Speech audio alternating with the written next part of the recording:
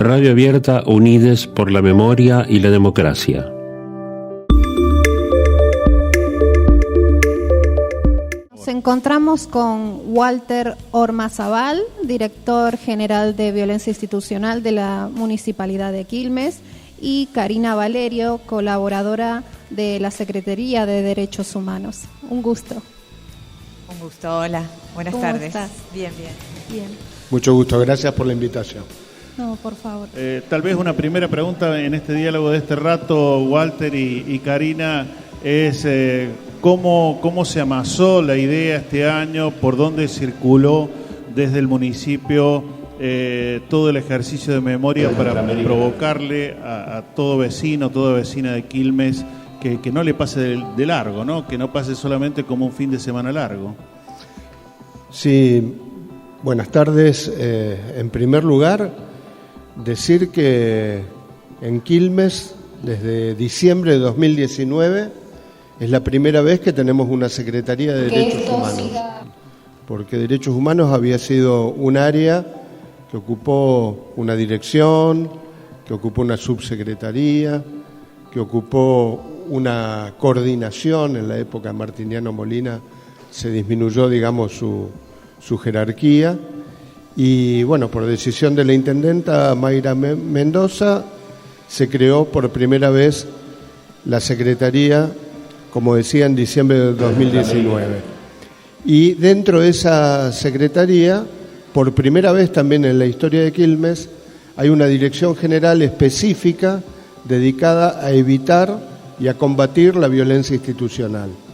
Porque tenemos que decir que las prácticas dictatoriales no empezaron el 24 de marzo del 76 ni terminaron el 10 de diciembre del 83. Lamentablemente, si bien se pudo salir del infierno que fueron esos 7 años que dejaron el saldo de 30.000 compañeros desaparecidos, desaparecidas, que dejaron exiliados, que dejaron familias destruidas, a posteriori, las fuerzas de seguridad, las Fuerzas Armadas incluso, en una etapa, continuaron con prácticas que vulneraron los derechos humanos y hasta el día de hoy tenemos hechos que son absolutamente incompatibles con las prácticas democráticas. Tenemos desaparecidos en democracia, tenemos pibes torturados y muertos en las comisarías, tenemos muchas personas vulneradas en sus derechos en las unidades penitenciarias. Y bueno, de alguna manera nuestra labor cotidiana tiene que ver con evitar, es decir, prevenir de alguna manera que ese tipo de situaciones ocurra, pero también frente a los hechos que ocurren, tener una red como para poder dar una contención y un apoyo a las víctimas y o a los familiares de las víctimas. Así que bueno, hemos transcurrido ya 3 años. Este es un 24 de marzo muy particular porque se da a 40 años de democracia.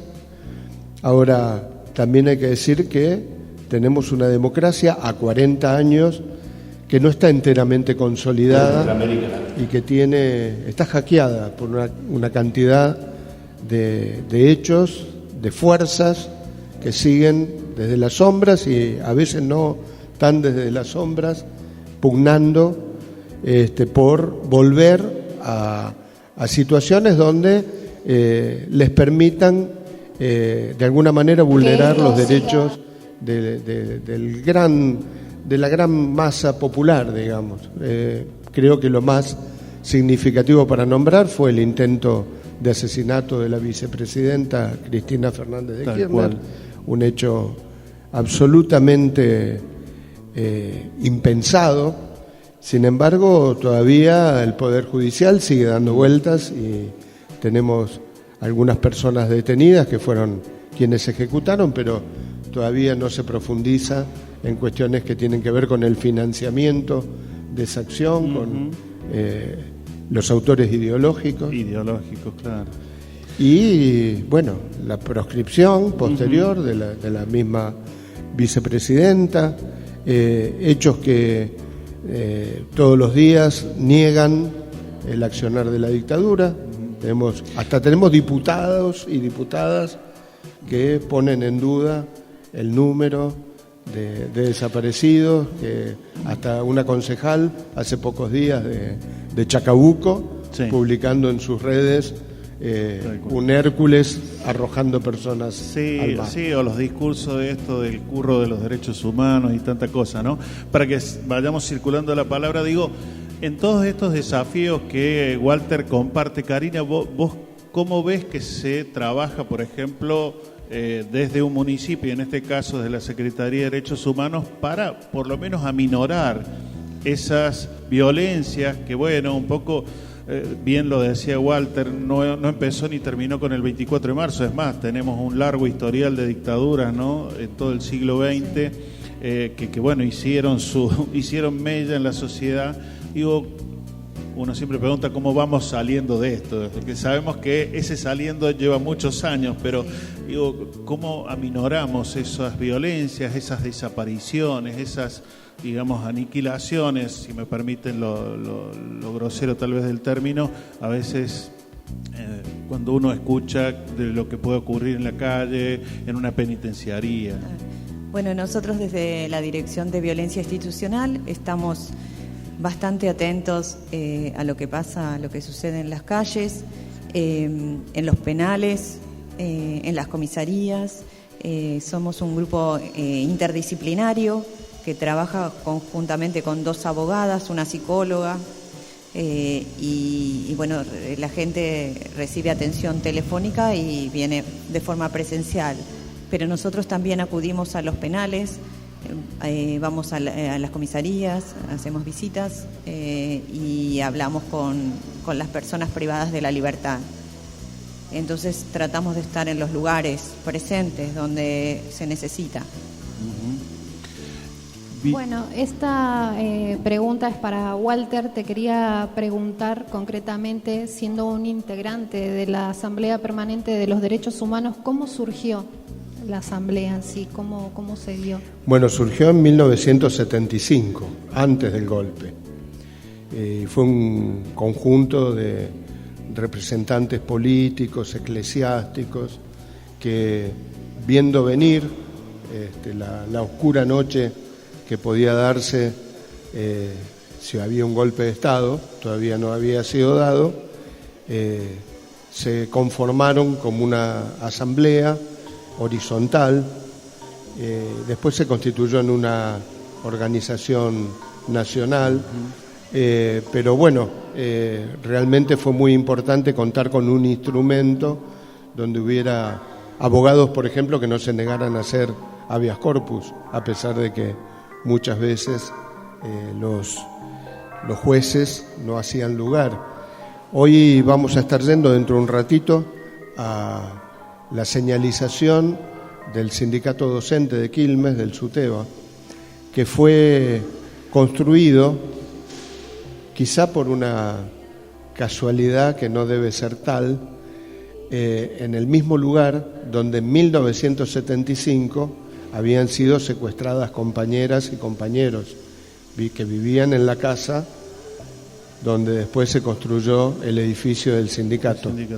Y por otra parte, en ese mismo lugar se escribió la carta dirigida a la familia de Isabela Valenci, que fue la parturrienta que fue llevada al hospital de Quilmes desde el Pozo de Quilmes, estaba secuestrada y dio a luz a una bebé,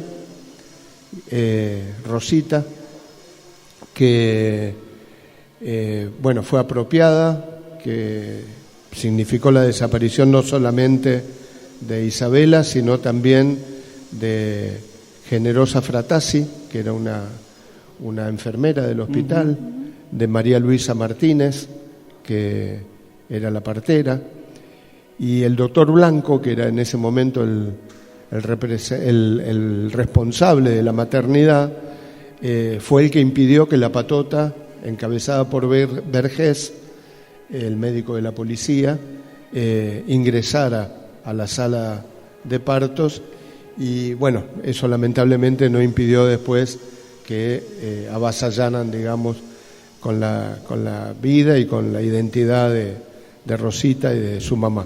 Y justamente María Luisa Martínez tenía a su suegra en la misma casa donde hoy vamos a estar haciendo la señalización, y desde ahí escribieron la carta hacia la familia, y la familia así tomó conocimiento de lo que había ocurrido. Por lo tanto, bueno, son múltiples los caminos que llevan a que nosotros sepamos de alguna manera generar conciencia a partir de nuestra historia para que no se vuelva a repetir, con la convicción de que va a haber quienes van a trabajar para que se vuelva a repetir, porque hay políticas que son las que generan mayor acceso a los derechos, que para ciertos sectores son absolutamente inadmisibles. Entonces, bueno, han logrado por primera vez a través de los votos un gobierno como el que fue de Mauricio Macri, que de alguna manera satisfizo sus objetivos, pero como pensaban que eso podía durar un largo periodo y no logró ni siquiera la reelección, se preparan con otras metodologías, y hoy tenemos el surgimiento de fuerzas de derecha que directamente reivindican a la dictadura, y también están ahí en el candelero electoral. Creo que tenemos que tener muy claro los sectores populares, que allí están los mismos que formaron parte de aquella dictadura que fue cívico, militar, eclesiástica. Empresarial. Yo ayer estábamos en El Pozo en una recorrida y les decía que alguien que nunca fue juzgado, que fue 2 veces ministro de gobiernos constitucionales, que hoy es reivindicado por algunos sectores económicos, como fue Domingo Felipe Cavallo, era el presidente del Banco Central en la dictadura cuando se le estatizó la deuda a las empresas, entre ellas el Grupo Macri, y el Estado se hizo cargo de la deuda en dólares de esas empresas. Ahí, retomando algo que dijiste hace un rato y ligándolo con lo que acabas de mencionar, tenemos esta exigencia que ahora, bueno, por estas semanas y a raíz no solamente de lo que ocurrió con la vicepresidenta, el intento de magnicidio, una justicia que está, como tal vez, no sé, hacía un tiempo, por lo menos en los 90, acordándonos de que también allá se intentó terminar con aquella corte del voto automático. Digo, una justicia que precisamente deja estos vacíos para estas apariciones y para estos, no solamente personajes, porque ahí tenemos, ya sabemos, corporaciones mediáticas, empresariales, que vuelven a apoyar este tipo de pensamiento que hace un modelo para unos pocos, donde no importa el modus operandi, cómo se deshagan de esos muchos que no están contemplados en el modelo, ¿no? Digo, ahí tenemos una deuda de la democracia que nos está costando ver los caminos. Lo escuchaba Paco Olveira, del grupo de cura en Opción por los Pobres, que decía, bueno, si 5 mujeres salieron a las calles y lograron empezar a derribar una dictadura, o lo han hecho también en Bolivia y en tantos otros países, tal vez ese mismo mecanismo, seguramente acompañado por algunas otras estrategias, deba ser lo que necesitamos profundizar. No sé qué opinan a propósito. Yo, antes de darle la palabra a Karina, vos traés un tema que es clave, el del Poder Judicial. A veces yo digo algo que resulta muy fuerte. En estos 3 años que llevamos batallando contra la violencia institucional, cualquiera puede pensar que la principal fuente de violencia institucional son las fuerzas de seguridad. Y es cierto, son las que te pegan con el garrote. Ahora, la principal fuerza que sostiene ese tipo de accionar es el Poder Judicial.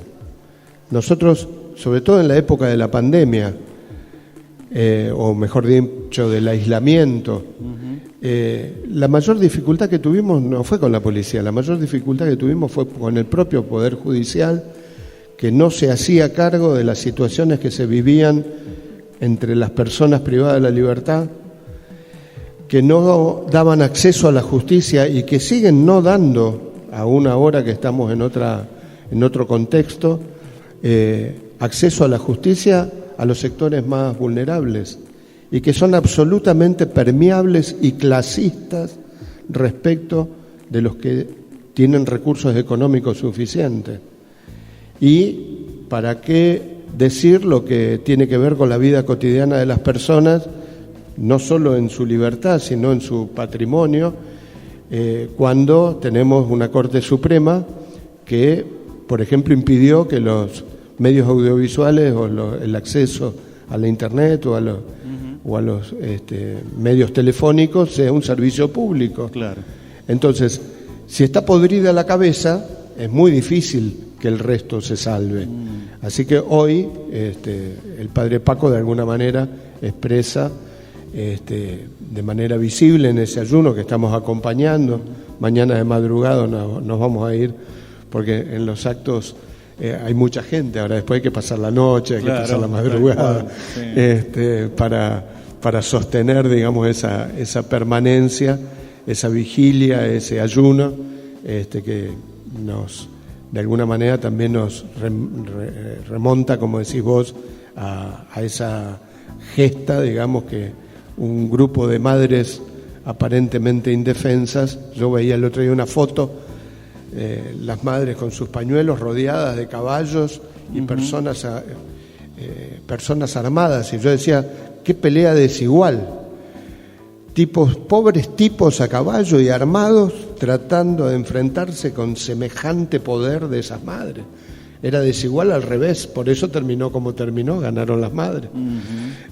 Así que bueno, me parece que es una buena reflexión que tenemos que hacer, y con esto termino. Venimos, y le doy justamente pie a Cari, venimos de un acto en la Escuela Inmaculada Concepción, en Quilmes, un acto por el 24 de marzo, que fue hecho por los estudiantes y que, con el acompañamiento obviamente de sus docentes y del cuerpo directivo, nos hizo llorar, absolutamente nos hizo llorar. Y yo, que tengo 40 años ya en la docencia, nunca había visto... Estás jovencito, 40 nada más tenés. 40, sí, las cumplí el año pasado, los 40, así que voy camino de los 41. Si bien estoy jubilado, tuve la posibilidad de acceder a unas horas del profesorado nuevamente, donde somos compañeros con Néstor, y nunca había visto una cosa tan impactante como la de hoy. Y eran como 60 pibes que estaban en el escenario y en las distintas intervenciones que hicieron, y yo pensé, con esta juventud hay nunca más. Sí, estoy de acuerdo con vos, Walter. Fue impactante y fueron, digamos, como que uno se emocionaba y a la vez, recordaba, porque esas escenas eran escenas de la vida cotidiana de ese momento, de la época de la dictadura, y que unos adolescentes estuvieran representando, y eso en el escenario, realmente vos decís, bueno, la memoria está activa. La memoria está activa, eso está bueno. Se me ocurría nada más, no voy a ser para nada original, ya todos o muchos conocemos aquello que Galeano decía, que las madres eran un ejemplo de salud mental. Ahí podríamos hacer la traslación. Los jóvenes, los niños, las niñas también ayudan a esa salud mental tan necesaria para revitalizar, por supuesto, lo que son los principios de vida en democracia, los derechos humanos, y tratar de, despejar o por lo menos repeler lo más posible esas otras corrientes que siempre van y vienen y bueno, que están con fuerza, no hay que, como vos decías, Walter, no hay que distraerse demasiado, ¿no? Siempre digo que no hay victorias ni derrotas definitivas. Fue una derrota el golpe de Estado. Para los sectores populares fue una gran derrota. Ahora venían para quedarse 40 años. Fue una victoria que a los 7 se tuvieran que ir a pesar de todo el daño que habían hecho. Y fue una victoria recuperar la constitucionalidad y los juicios a la Junta. Y fue una derrota el punto final, la obediencia debida, los indultos. Pero fue una victoria la derogación de las leyes de impunidad. Y fue una victoria que no pasara el 2-1. Ahora no es una victoria definitiva. Hay que estar siempre con la guardia en alto. Los dinosaurios quieren volver. Y nosotros tenemos que estar preparados. Y sobre todo me duele, sinceramente me duele, cuando sectores populares son atraídos por los cantos de sirena de estos tipos que son enemigos de los derechos del pueblo, no son enemigos de ciertos sectores políticos, son enemigos de los derechos del pueblo. Y bueno, son enemigos en la Argentina, son enemigos en Bolivia, son enemigos en Brasil, son enemigos en todo el mundo, digamos, no es un fenómeno argentino. En la Argentina el enemigo para ellos es el peronismo por la historia argentina, pero en otros lugares es el chavismo, siempre son aquellos núcleos políticos que expresan la voluntad y la decisión de avanzar en derechos para los sectores populares. Ellos defienden sus privilegios y nosotros defendemos los derechos de la mayoría. Esa es la contradicción. Bueno, Walter, Karina, les agradecemos enormemente por estar aquí presentes hoy y seguir generando conciencia en la lucha por la democracia. Bueno, muchas gracias a ustedes por habernos invitado y bueno, la pasamos bien.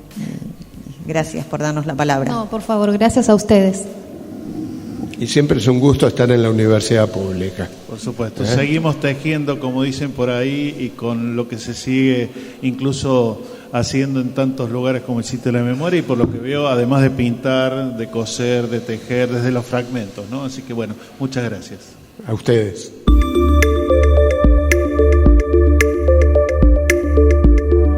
Radio Abierta, unides por la memoria y la democracia.